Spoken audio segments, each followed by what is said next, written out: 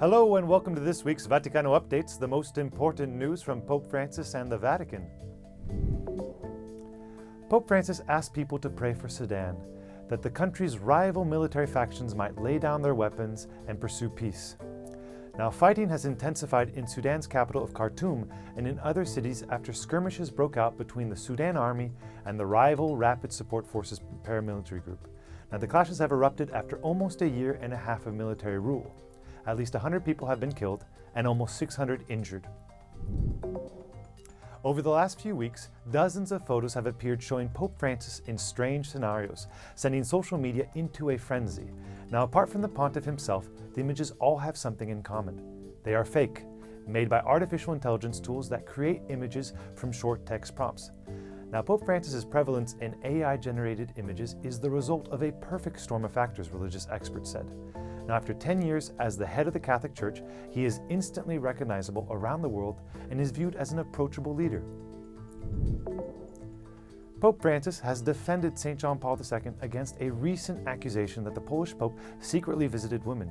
Now, speaking to the public on Divine Mercy Sunday, a day established by Pope John Paul II in the year 2000, Pope Francis called the insinuation unfounded and offensive. Now, Pietro Orlandi, the brother of Emanuela Orlandi, a 15-year-old girl and Vatican citizen who went missing 40 years ago, insinuated recently that John Paul II secretly left the Vatican at night to engage in immoral behavior. Now, Pope Francis has said that he plans to visit Mongolia, the world's most sparsely populated sovereign country. Now, he said this in an off-the-cuff remark that he will travel to Mongolia after his scheduled trips to Hungary and France in the coming months.